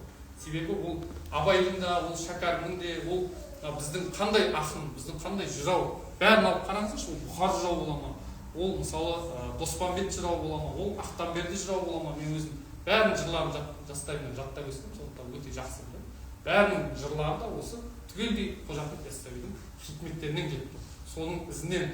Және бұл нәрсесіздер олай ойламаңыздар, олар хикметтерге бір еліктеп, соған бір оқып алып, бір қиялдап жазған емес. Ол сол хикметтерді жаттап келеді. Мысалы, жас кезінде медреседе жаттап алады. Адам жасы 40-қа келген кезде ана нәрсе қорқылып қаймағы бетіне шығады. Іште әбден араласып, анау бір былай көбеге айран піскен сияқты нәрсе ғой. 40 жыл бойы, 30 жыл бойы ана іштегі хикмет әбден пісіп 40-тан асқан кезде өмірлік тәжірибемен қосып, адамның санасымен қосып, ана нәрсе май бетіне шығады. Сол шыққан нәрсені олар сүзіп алады да, өлең жыр түрінде мынау халыққа шашады. Тәліптерге дүрмен гауһар шаштым міне деген сол негізі бұл жерде. Яғни Абайда да сол нәрсені айтады. Мен сөздер бұл жай бір ойсызға айтылатын сөзіңіз, ойлық айтылатын, жақсыға айтсам жан еріп, ұғар көңіл шын беріп, дертті ішіне ем көріп, неге алтынды десін жездім дейді ғой Абай. Міне осы нәрсені айтады. Яғни бұл жақсы адамға айтсам жаны еріп, дертті ішіне, сондай бір кеселге ұшыраған жүрегіне ем көріп айтады. Неге алтынды десін жезді? Біреу үшін ол сөз жай жез болуы мүмкін, біреу үшін жай бір темір болуы мүмкін, бірақ шын бағасын білген адамға ол не болады? Ол алтын болады, ол гауһар болады, ол тағы сондай дүр жауһар кете береді. Сондай ол адамның жүрегі солай. Хикмет дәстүрі деген сол негізі. Бұл жаңағы бүкіл жырауларды алып қараңызшы, мысалы батыстағы, Маңғыстауда өткен қаншама керемет, біз енді тіпті 5 ғасыр жырлайтынға енбей қалғанда олар. Бірақ мен оның бәрін жинастырып, қазір жүректің көзі деген бір жинақ дайындаған, 1400 беттен тұратын, енді жарықтар шығады. Бірақ енді ананы қарасаңыз, ішінде бәрі сол нәрсе. Әулие Бекет пірімнің оғландыда ошағы, жалыны шалқып шақырған, дін исламның жолында баспаған қадам қапылдан, ұстанған үлгі жолы бар, құл Қожа Ахмет тақсырдан, миражда нұрын көргесін, Хақ Мұхаммед пайғамбар оның нұрын паш қылған арыстан баптай досына аманат құрма тапсырған, солардың үлгі жолымен Бекетім шықты дін түзеп, көкірек көзін аштырған. Енді қараңыз, Түркістанды қараңыз, Маңғыстауды қараңыз, арасында қанша километр, 1000 километрден асады. Ол кезде ол қалай жетті ана ілім, сонау батысқа. Ол ғана емес, мысалы Түркияда Жүніс Әміре деген атақты жырау бар. Ол кісі айтады, тура сол Қожа Ахмет Яссауи сияқты айтады. Aşkın aldı benden beni, bana seni gerek seni. Ben yanarım dün ve günü, bana gerek seni gerek seni. Senin mahabatın beni aldı, men gündüz günü örtenip жатырмын сол махаббаттың отына. жаңағы сол махаббаттың отына бір дауа таба алмай жатыр. Енді қараңыз, Қожа Ахмет Яссауиде ғашықтығы саған бастар бір және бар, не қылсаң да ғашық қылшы Пәрвардигар. Қолым жайып дұға қылам, ием жатпар, не қылсаң да ғашық қылшы Пәрвардигар. Ғашықтығы басылмайды жанның шөлі, ғашықтыққа бөгет емес таудың селі. Ғашық болмай танымаспын мәулім сені, не қылсаң да ғашық қылшы Пәрвардигар. Көрдіңіз бе? Қалай үйлесіп жатыр бір-бірін. Таң қаласың ана жырлар, оң басқа мына жаққа Қарақалпақстанның жырауларына, Түркменстанның жырауларына, сыр бойындағы сүлейлерге қарасаңыз, бәрі осы бір ізбен келе жатыр. Қожа Ахмет Яссауи мәдениет. Енді осы әдеби саласындағы сөзімді Сәкен Сейфуллин бір ауыз сөзімен тұздықтап болады, жалпы айтып. Осы уақытқа дейінгі бүкіл қазақ ақын жыраулары Қожа Ахмет Яссауиге бәрі соның жолымен кеткен, бәрі соның дәстүрінің ізімен жыр жазған, бәрі бүкіл өлең үлгілері сол Қожа Ахмет Яссауиден тамыр келе жатыр. Сәкен Сейфуллин 1926 жылы жазған қазақ әдебиеті кітабы. Ашық, қайрат таңда басқандай жазып қойды. Енді жалпы мәдениетін айттым, әдебиетті айттым, тағы қандай нәрсе бар, салт дәстүрді айттым, енді бұл жаңағы нәрсе ғой, Қожа Ахмет Яссауи ілімі, ол бір шексіз шалқар бір теңіз сияқты да, одан әр адам өзінің қалағанын алады. Енді мысалы қазіргі кездің өзінде біз мәнсіздіктен, мынау бір депрессиядан зардап шегіп жатқан қоғам, дұрыс па? Мысалы, мен жаңағы неде көрдім, жолда таксиде келе жатырмыз ғой, ол Түркістаннан шыққан кезде маған уәде берді. Мен сағат 4-ке жеткізбей, мен сол жерде сізді естейін деп, апарып сол жерде өзім түсіріп кетемін деп, кәдімгі өзінің жігітше уәдесін айтып, өзім жаңағы солай берді. Енді қараңыздар, мен қалай әке керек, мысалы, сіздерге де ұят болды, маған менің өзім мысалы сол ұяттың отына өртендім да, мысалы. Енді қараңыз, анау енді сағат 5 болды ғой деп жай ғана айта салдым да, сол кезде келіп, енді не істе дейсің, анау мен жаңағы көп тұрсың ғой, мен бағадан бер деп, анау міндетті көрдіңіз, жауапкершілік деген нәрсе өте қиын нәрсе. Хикметтерде соның бәрін айтылады, осындай феномендер. Уәде, жауапкершілік, мейірім, махаббат, ар-ұят, бәрі осы. Ол хикметтерде енді бұл жай ғана бір адамның міндеті деп қоя салмайды, оны бір жаңағы сол о баста Әл-Мисақта берген анттым солай бекітті. Әлясту деп айтыпты, қатты сана депті ғой, қолу бала ұқтар тамам деп солай келеді да. Яғни бұл жерде сол ең бірінші Алла Тағала айтқан кезде бәрі сол сен Раббымыз сенсің, сені естен шығармаймыз, сен танып өтеміз деп уәде берді дейді да, солай уәде арқалап, жауапкершілік арқалап. Енді келіп бұл дүниеге келді, жарайды, мынау кірпіш рәңгіге түстің, бұлтты әкеп салды, адам болып жүрміз. Енді осы жерде қалай, қай жерден көрінеді сен уәдеге береді? Ол солай күнделікті өмірде сен біреуді алдап кетсең, сен біреуді солай жаңағы лақтырып кетсең, немесе берген уәдеңді жұтсаң, немесе өзіңе алынған жауапкершілікті өзің танып, біреуді кінәлап шыға келсең, міне сол кезде бұл уәденің аяқ асты болу деген сөз. Міне сондай элементарный, мысалы, жай адам бойындағы қарапайым қасиеттердің өзін, бірақ ол жай ғана біз үшін қарапайым болғанымен, қоғам үшін өте маңызды болды. Мысалы, біреудің 1 сағатынан кешіктірсеңіз, ол мысалы қаншама адам сол жерде, мысалы, ол жұмысынан кешігуі, ол мысалы басқа бір кездесулер мүмкін, әр секунд, әр минуттың өзі 6 минут ғой қазір қарасаңыз. Сондай нәрсе да, сондай қаншама адамға зиян тиюі мүмкін. Ол бір нәрсе, ол басқа нәрсеге әсер етуі мүмкін. Мысалы, Лев Толстойдың несі бар, бір шығармасы бар, осы туралы. Бір тиын, мысалы, 10 сомды 100 сом өзгертіп алдап жібереді. Сол нәрсе мыңдаған жерге өзінің зиян тигізеді. Соның кесірінен қаншама адам өледі, соның кесірінен қаншама адам түрмеге жабылады. Енді аты есіме түспей тұр, анау Лев Толстойдың Сурат кофеханасы деген кітабында бар, аударма, сол жерде оқысаңыздар. Сондай нәрсе ғой, бір нәрсе, титтей ғана нәрсе, ол барлық нәрсеге әсер етеді. Міне сондай дүниелердің өзін Қожа Ахмет Яссауи ағамыз өзінің хикметтерін ескеріп, бәрін сол антологиялық түрде байлап тастайды да, анау сол тәңір әлемде, сол илахи әлемде сол жаққа апарып байлайды. Себебі олай апарып байламасаң, сен ол адам оны мойындамай кетуі мүмкін. Ол нәрсе мысалы ұмытылып кетуі мүмкін. Сол кез келген бір жақсы феноменнің бастауын, тамын сонау тәңір әлемде, антологиялық әлемге апарып байлайды. Сол салт дәстүрдің де қандай негізі сол қандай. Бір әшейін ойлап шығарылған ешқандай дәстүр жоқ. Біздегі қолданып жүрген, біздегі күнделікті тұтынып жүрген салт дәстүрдің бәрінде ол илахи бір мәні, маңызы бар. Оның бәрі сол Яссауи ағамыздың дәстүрі. яғни бізде қандай жақсы сөз болса, жақсы насихат болса, жақсы білім болса, жақсы мәдениет, жақсы дәстүр, оның бәрі міндетті түрде ол не үшін өміршең болады? Сол жаңағы тылсым илахи әлемнен тамыр тартып бастау алып жатқаны үшін мен соны түсінгім келеді. Міне сондай барлық нәрсені осы яссауи бабамыздың ілімінде өзі реттеп солай жөніне келтірген. Мысалы жаңағы адамгершілік, ар-ұяттың өзі қарасаңыз, ар-ұят деген нәрсе өте маңызды. Мысалы Абай атамыздың 38-ші қара сөзінде айтады, сопал аяғының бір сөзін келтіреді да, бір пардадан 100 парда бижай деген сопал аяқ. Енді бұл сөздің мағынасына үңіліп көрдік па біз, бұл жерде не айтып отыр, бұл жерде қандай философия деген кезде, бұл жерде мен кейін сол сопал аяғының өзінің хикметтерін тауып, соны оқып, ана жерін ұлына насихат деген бөлімде айтылады. Өзі былай бастады, жаңағы үміт еткен көзінің нұры балам басталады. Сонда айтады, жаңағы бір пардадан 100 парда бижай деген сөз бар. Ол не сөз дегенде, оның мағынасы мынандай екен. Адамның 100 пәрдесі, 100 кескен ұят осы жерде тұрады. Осы жерде ар-ұят сол жерде сақталады. Егер дейді адам өзінің ар-ұятын өзі тұншып тұрып, өзі бет пердесін жыртатын болса, яғни былай айтқанда ұят нәрсе жасаған кезде беті шімірікпейтін сондай болатын болса, онда оның бүкіл жақсы қасиеттерінің бәрі жойылады. Талан-тараж болады. Себебі ар-ұят ол адамның бүкіл мыңдаған қандай қасиеттері болуы мүмкін, соның бәрін бір есігі қақпағы дейді, жауға бермейді. Ананы бір дұшпанға қолды болмас үшін, жау ұрлап кетпес үшін ана нәрсені солай Құдай тағала бекітіп қойған қақпақ.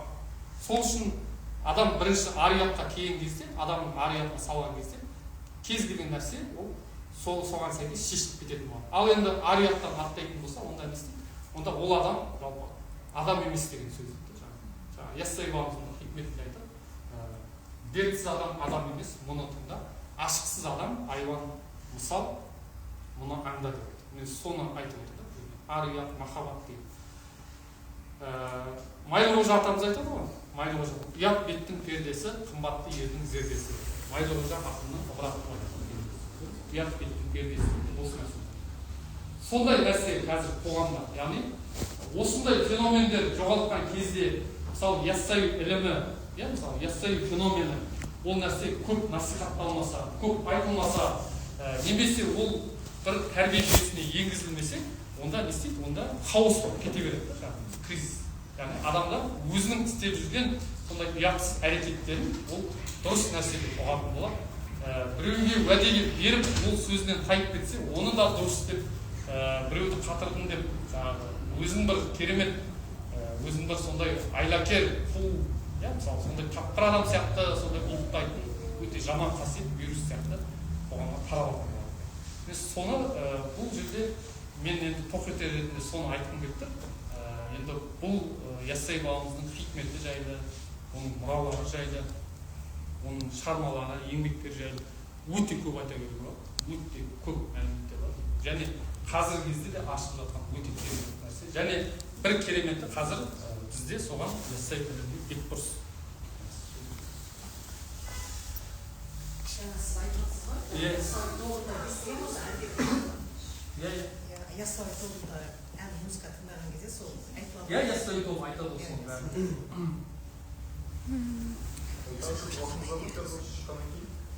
Мен сол уақытым жоғы деймін. Уақытым болса сіздер тағы қалар едім.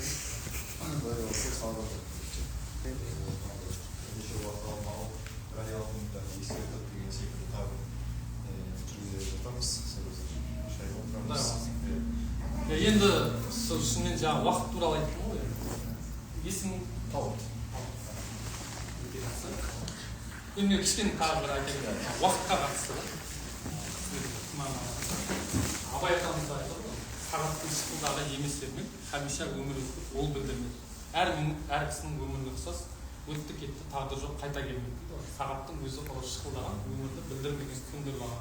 Тиянақ жоқ, тұлдыр жоқ, келді кетті, босқа айналмас, бұрылмас, бұлдырмас. Енді бұл жерде Абай атамыз уақыт менеджментін айтады, тайм менеджмент. Сондай нәрсе, қазір менің бұрын оны сезінбейтін едім. Мен мысалы Түркияда 6 жыл докторантура оқыған кезде бір уақыт деген шексіз бітпейтін сияқты көрінеді. Өйткені ол жерде зерттеу, кітап оқу, өзіңнің рахатыңа пайдаланасың уақыт.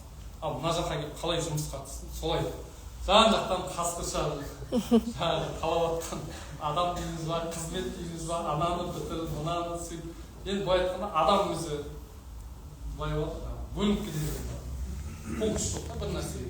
Мысалы, осында келіп, осындай жерлерде бір жақсы өзің білген нәрсені бөліскің келеді. Мысалы, ал бірақ уақыт жоқ, қол байлап. Мысалы, мен қазір демалыс күндердің өзін демалмаймын. Себебі мен осындай ғылыми жоба, 4 жобаның қатысушысымын. Оған жаңағы мақала жазу керек, оған жаңағы монография жазу керек, оған оқу құралын жазу керек, сондай жұмыстар сенің бүкіл бос уақытың бәрі соның. Сондықтан бұл жерде енді сол жаңа айтып жатқан себебі сол да, енді әрине басқа жаққа барып та мысалы дастархан басында отырып та айтуға болады. Бірақ енді жаңағы уақыттың шектеулігі сол қолды байлайды. Содан дәл қазір бір айдан кейін деп айта алмаймын, бірақ енді кейінірек бір мүмкін тағы да басқасы. Енді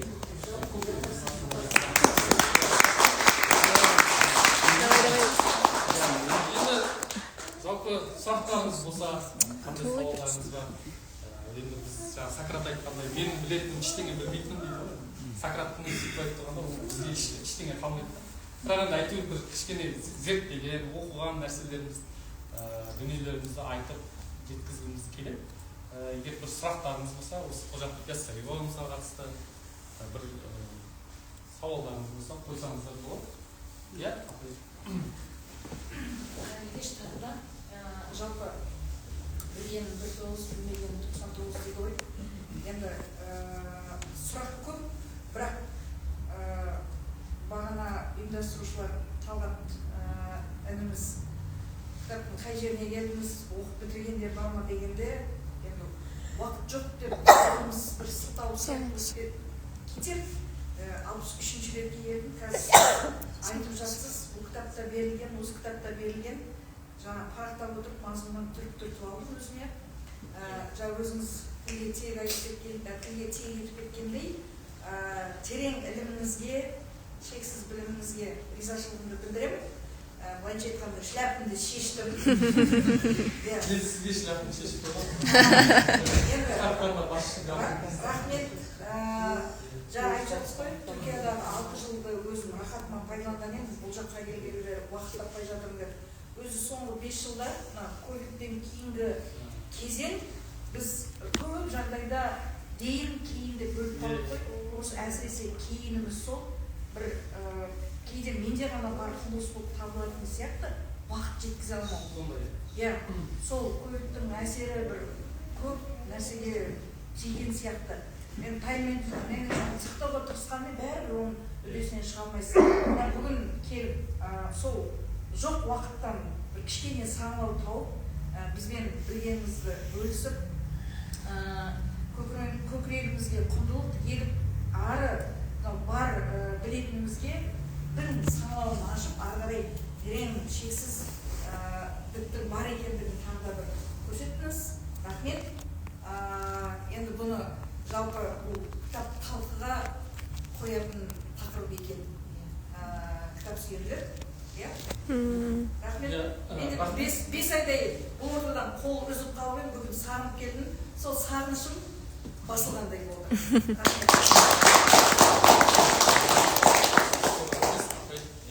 Шынымен де сондай сезіліп уақыттың сызығы. Енді Абай атамыздың кезінде қарасаңыз, мысалы, кең жайлау, сол Абай атамыздың өзі жағдай деп уақытқа шығармайды. Адамның өмірін ұрлап жатыр. Ол кездің өзіне солай болса, бүгін 10 есе, 100 есе табылған шығар. Солай сияқты өзімен шынымен де. Бірақ енді деген, иә, аға. Айтыңыз ғой, қол қалай зікір деп. Иә. Қазіргі таңда соны қолданыста ұстайтын адамдар бар ма, соны зікір салатын адамдар бар ма? Мысалға Түркияда өздерінің жаңағы дәруіштер зікір салады ғой. Иә. Егер жоқ болса, соны қайта тірілтудің қоғамға пайдасы бар ма, или жалпы қалай ойлайсыз солай? Иә, сұрағыңыз. Есіміңіз? Нұрбол. Жақсы, Нұреке. Мынандай нәрсе, жалпы бұл зікір болды және бар, ол жоғалып кеткен жоқ. Қазіргі күнде де ол өзінің өмір сүріп келе жатыр. Бір кездері бұл жалпы бүкіл халықтық деңгейде мысалы айтылды, одан кейін қысым болды деген сияқты. Бұл жақтан істемей-ақ қойсаңыз. Қарап әлі сондай қысымнан арылған жоқ та. Яссауи ілімі айтып отыр ғой өзі. Сондай нәрсе болады өзі. Ол сол кезде де сондай бір не болған, ол кезінде де өмір сүру кезінде де сондай дүниелер болған. Енді бұл бір жағынан ол ешкімді де кінәлай алмайсыз. Сондай болады, солай заңды да шығады. Бірақ негізі ол ілім ол әлі жалғасып жатыр. Ол жаңағы мысалы 90-шы жылдардың өзінде бұл Брюс Приватский деген кісі келген Түркістанға. Сол кісінің Муслим Түркістан деген кітабы бар. 500 кітап Америкада жазып шығарған. Түркістанға келіп 4-5 жыл тұрған. Сонда ол кісі айтады, мен сол Қожа Ахмет Яссауидің зікірін салатын 4-5 ақсақалмен өзім бір дастархан басында отырып оларды сұрап алдым. Сонда біреуі Жолбарыс деген ақсақал, біреуі Әлім Қожа деген, біреуі жаңағы Сайт Қожа деген сол кісілер. Соны айтқандарын сөзбе-сөз келтіреді. Сол біздің аталарымыз салған бұл ху зікірін, хай зікірін біз салып келатын, біздің мыңдаған шежіре бойынша 7 атамыз бәрі салып келген. Қазір де салып келеді, ол болашақта да жойылмайды деп айтқан екен. Бұл мен де бұл сөзге келісемін, себебі ол қазақ барда, сіздердей талапкерлер барда, ол Яссауи ілімі ол әрі жалғасын таба береді. Енді бұл жалпы мына Яссауи тобын жаңағы апайымыз жақсы айтты, тыңдайды. Сол жерде қарасаңыз, жаңағы хақ жаратқан бір Алланың жанабыныш, ағын шайтан жолдарына қайтың достар. Ықылас пен махаббаттың шарабыныш, жан жүректің қай зікірін айтың достар деп келеді. Сол жерде өзі зікір салып көрсетеді. Ху, хай, Алла, ху, хай. Бұл жерде ху зікірі, ол хай зікірі, ол Алланың тірі деген сипаты ғой. Өлген жүректі тірілтеді. Шәкәрім атамызша айтқанда, сөнген ойды жандыруға жан берерлік сөз керек дейді. Жаны жоқты нандыруға сөз керек қой, бейбарақ. Бәрі сөзден шығады ғой. Сөздің жалын күші да адамның несін, ішкі жан дүниесін қараңғы жерін сәулелендіретін, дертті жерін емдейтін, жаңағы бұзылған жерін жөндейтін сол сөздің күші ғой енді. Соны бұл жерде сол ху хай деген зікір түрі сол адамның жүрегін тірілтіп, адамның жүрегінде бір жаңағы мейірім, махаббат, ізгілік, арият деген сезімдерді оятатын бір сондай амал, сондай сөз. Ху деген ол деген сөз, ол амал. Бұл жерде енді Яссауи атамыз айтады, негізі мен бұл тақырыпты біраз зерттеп жүрмін. Яссауи бабамыздың ілімінде жалпы осы ху зікірі бұл бір семсер сияқты, қылыш сияқты. Яғни адамның кеудесіне бір шайтан, нәпсі деген күштер, біреуі жаман ой салады, біреуі азғырады, жаман нәрсеге жетелейді. Соны бір қырып, солардың кәдімгі соғыста батырлар қалай майдандасады, қалай шайқасады, тура солай сен де өзің ішкі әлеміңде жаңағы жаулармен солай шайқасып отырасың. Ху зікірін саламыз. Немесе бұл бір анау ху семсері деп келеді, немесе бір жаңағы найза деп келеді. Мысалы Әбу Бәкір Кердері деген 20-шы ғасырдың басында Ақтөбеде өмір сүрген бір сондай үлкен атақты жырау бар. Қазағым деген кітап шыққан 1912 жылы, алып оқысаңыздар болады. Сонда былай деп айтады. Бұрынғы шайхы имамдан шариғаттың айнасы, солардан кәміл табылған шайтанның өлмек айласы. Зікір кәсіпі салауат ібілістің тәнінен шанша тұрған найзасы. Яғни бұл жерде найзаға деген. Мысалы, Шәкәрім атамыз оны дарға асқанымен бірдей деп. Яғни нәпсі дарға асылды, ол да жағынан түңілді. Тағы сондай бір метафоралар өте көп қой, сондай суреттер береді. Енді бұл да бір үлкен мәдениет. Себебі адам ол жай ғана сезінбейді ол жерде оның санасында, оның көзін жұмған кезде ол ішкі әлемде үлкен күрес жүріп отыр, майдан жүріп отыр. Себебі бұл кәдімгі нәпсімен күрес, адамның нәпсімен соғысу, адамның ішіндегі жаман ойлармен соғысу. Яссауи атамыздың риязат деп айтатын сол. Риязатты қатты тартып, қанда жұтып, мен дәптәри сәтін ашқан. Яғни сол күрес түрі ғой бұл. Қазіргі кезде мысалы енді біз адам өзінің ойына билік жүргізе алмайды ғой. Адам сондай әртүрлі мысалы бұл неге керек деп ойлаймын. Бұны енді адам қалап, сіздер мысалы соны қалай салуға болады десеңіз, сол Яссауи тобын көрсеңіздер болады. Немесе Инстаграмда Санжар ағамыздың, Санжар Керімбайдың эфирлерінде де бұл осы түрлерін, осы зікірлерін салуын, тәртібін көрсеткен. Бұл жерде мысалы мен өзім студенттеріме мен айтамын, зікірді насихаттап жатыр деп ойлап қалмаңыздар. Бұл жерде мынандай нәрсе психологияда айтады. Күніне сіз жарты сағат немесе шамаңыз жетсе 1 сағат өзіңіздің ішкі әлеміңізге үңіліп отыруды әдет қылып үйреніңіз дейді. Себебі сіз адам бұлай жүрген кезде ол былай айтқанда себептердің құлы дейді да. Мысалы сіз қандай нәрсе кез келіп бір тапсырманы орындайсыз, бір өзіңіз жоғалтып аласыздар. Өзіңіздің қалауыңыз былай сыртта қалып қояды. Енді дейді, күніне 1 сағат немесе жарты сағат уақытта отырсаңыз, ол мынандай нәрсе дейді. Ол мысалы сіз лайланып ағып жатыр өзен. Содан бір шелек суды алып келіп қойып қоясыз. Бастапқы кезде ол лайдан ештеңе көрінбейді ана. Бірақ ол тұнады ғой 1 сағаттан. Тұнған кезде оның түбінде не жатыр? Құм жатыр ма? Ол алтынның қиыршығы жатыр ма? Ол жерде тас жатыр ма? Бәрі айқын көрініп, су мөлт-мөлдір болып тұрады. Адамның санасы да тура осы өзен сияқты дейді да. Жаңағы психолог ғалымдар. Яғни ол өзен бір тасып ағып жатыр, оған бір мезетте мыңдаған ой келіп құйылып жатыр. Оны тоқтата алмайсың дейді, ол поток тоқтату мүмкін емес. Бірақ оны тоқтатудың бір амалы бар. Ол жаңағыдай сен оңаша өзіңе уақыт беріп, жарты сағат, 1 сағат үңіліп отырған кезде біраздан кейін анау шатасқан ойың бәрі тынады дейді да. Сол кезде сен өзің ішіңде не бар, сенің арманың не, сенің мақсатың не, сенің мәнің не, сен жалпы не істеп жүрсің бұл жерде деген сондай нелердің жауаптарын жайлап таба бастайсың. Абай атамыз айтады, жүрегіңе сүңгіде түбің көзде, содан тапқан шын асылды тастай көрме. Сол шын асылды табасың, сол кезде бетіне су шығар, сол кезде сен, мен мына нәрсені жасауым керек. Менің мына мақсатым мынау еді ғой. Менің мына негізі мына нәрсені мен ойлай едім ғой деген сіздің ұмытылып кеткен құнды асылдарыңыз, жоғалып қалған дүниелеріңіз жайлап шыға бастайды.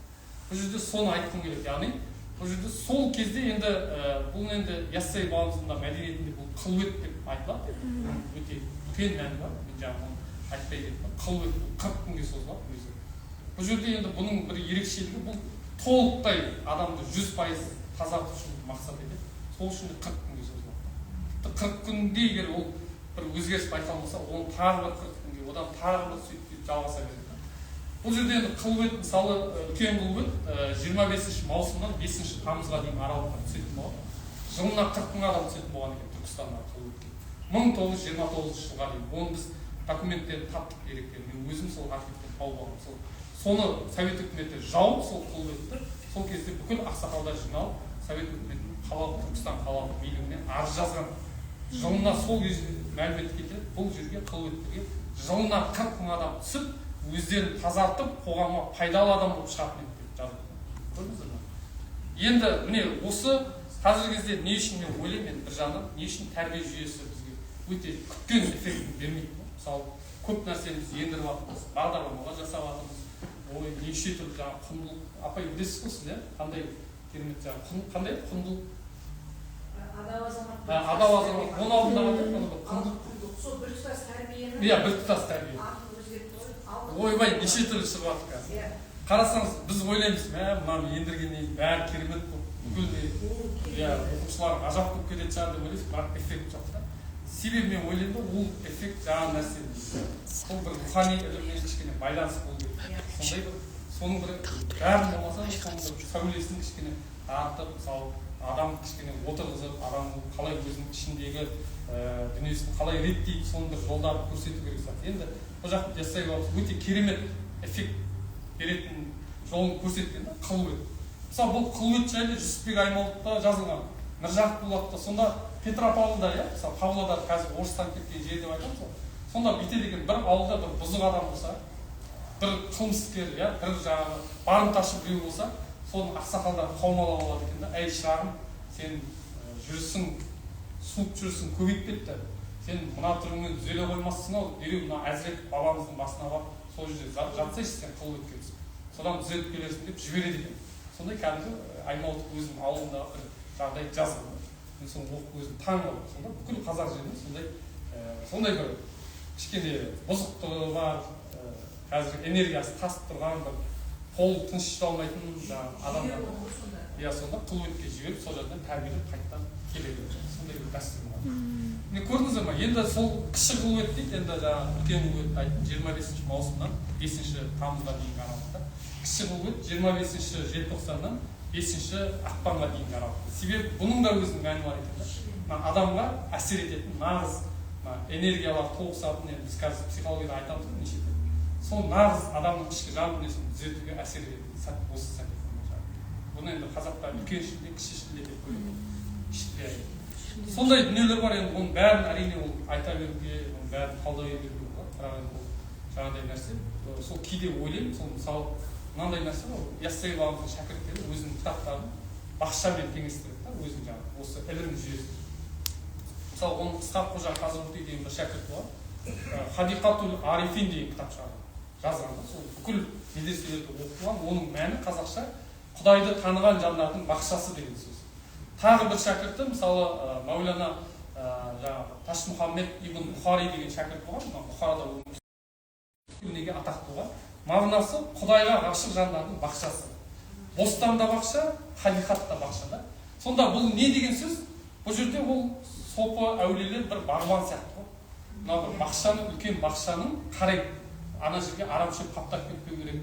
Ана жерге шырмау қаптап, ана жер жаңағы алма ағашы, шие, не бар, бәрі өліп қалмау керек та, соның бәрін қадағалап отыр. Ол жерде ағаш деген ол шәкірттер. Ол жерде ол жемісін беріп халыққа бір пайдалы нәрсе, мысалы дарыту үшін, оның әр бағбан оған жеке-жеке қарайды, жақсылап. Енді қараңызшы, 70 жыл бойы біздің бақшамыз иесіз қалды. Біздің бүкіл сол кезіндегі ишандарды, ахундарды, Яссауи феномендерін анық жаздық, оқысаңыздар білесіздер. Соның бәрін асты жаңағы 100 мыңнан аса адам қырды, жойды, өлтірді. Енді бүкіл бағбанды өлтіріп тастағаннан кейін не болады? Ана жерде арамшөптер қаулап шығамыз. Сол нәрсе бұл енді арамшөп деген кезде ойламайды, адам емес, ол жалпы адамның бойындағы теріс қасиеттер еркіндікке шығады да. Әйтпесе ол адам бойында нәпсі деген нәрсе бар, теріс қасиет, оның бәрін ешкім жоққа шығара алмайды. Ол жаңағы қызғаныштар, көре алмастықтар, өтірік айту, ғайбат айту, оның бәрі тұр ғой енді.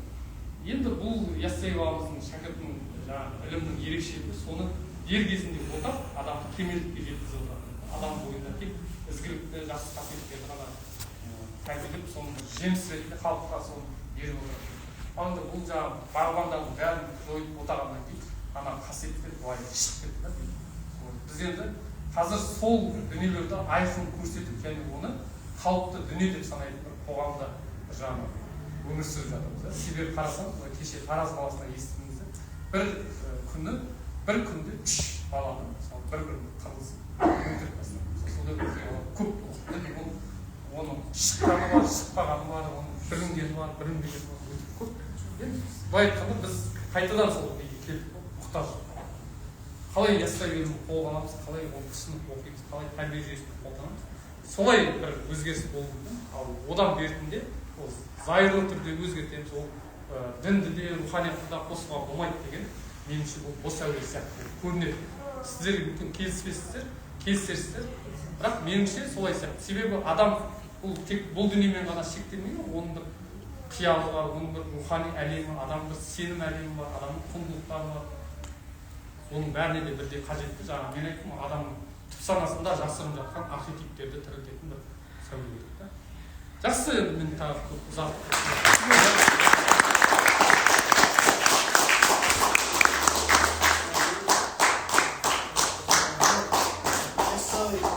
Яссауи феноменін көбісіңіз оқымағансыздар деп ойлаймын. Сол үшін енді оқымаған кезде қандай қызық әңгіме болады. Енді оқып алғаннан кейін ол тіптен қызық болатын еді. Сол үшін енді бір ауыз сөзімізді жерге қалдырмай келгеніңізге рахмет. Ол бізде Ақмарал деген апайымыз бар. Шапан деген сол кісі.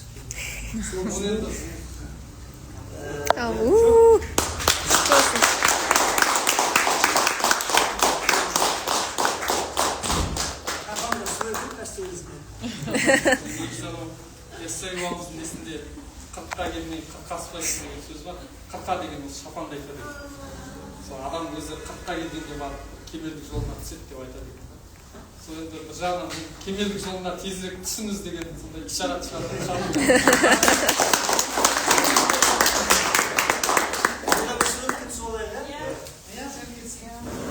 Астында шегірін дастырған шай болып жатыр. Асық сервистер тағы сол бір кішкене ауыз дейді. Осы шапшақ келді. Жарнаманы